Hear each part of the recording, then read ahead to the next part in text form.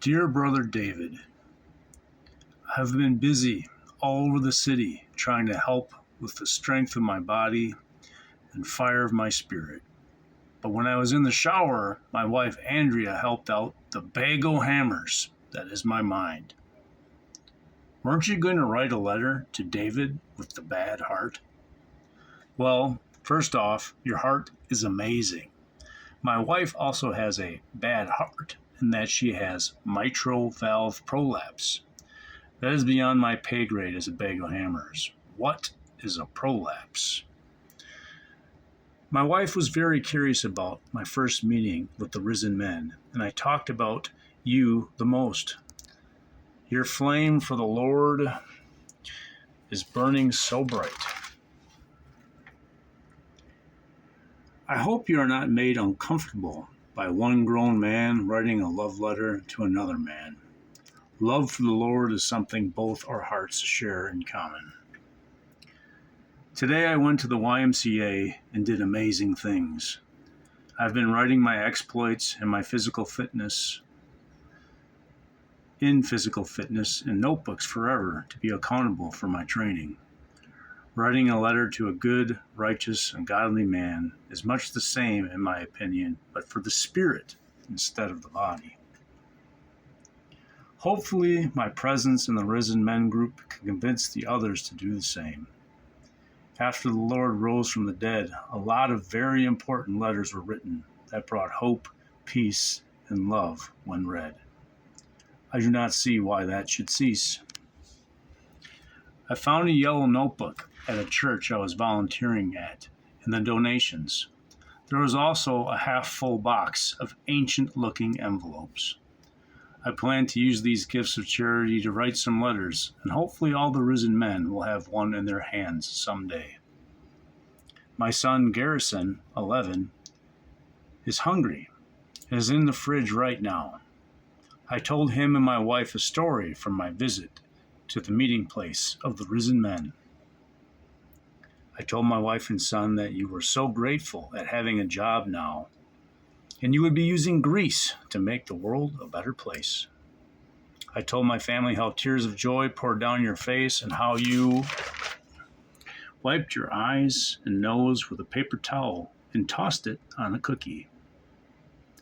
Garrison thought it was cringe when I ate that cookie. God is in the rain, he is in the tears of his faithful, and in the sweat of his righteous. I had no problem eating that cookie. I considered it blessed by the Spirit. I also told my son, if you had a heart attack right then and there, I'd be breathing fire into your lungs, and while I worked your heart, I'd talk to you calmly. I'd say to you, I know you hear me, David. If it is time to go home, I will miss our conversations we did not yet share. But if you stay with us, we will walk together. That made my wife tear up a bit, and it shocked and scared my boy a little bit.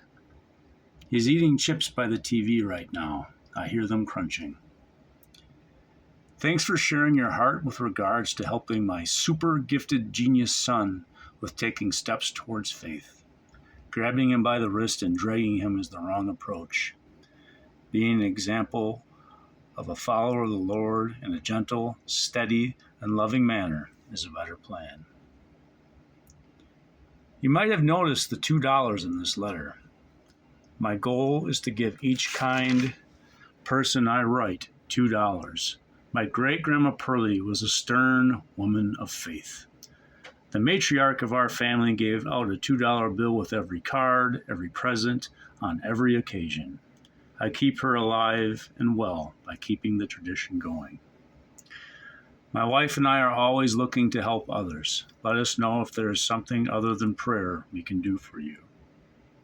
Now this is where things are going to get a little weird. I'm going to read this letter out loud and record it for my journal. I just don't remember things the way I used to. Old age, head injury, call it bag o' hammer syndrome. When we finally come home, I look forward to reading a lot. In my heaven, there will be endless rows of books of deeds of God's faithful. I bet your book is a good read, sir. Hope our stories overlap, so we make a few chapters together. I will pray for your health and fortune at your new job. Your story gives me hope that maybe someday the Spago hammers will be able to work again too. Praise God, and thank you for this moment in my life. Protect Brother David, and may his fire burn long on earth and forever in heaven when he comes home. Be well, David. Gerald.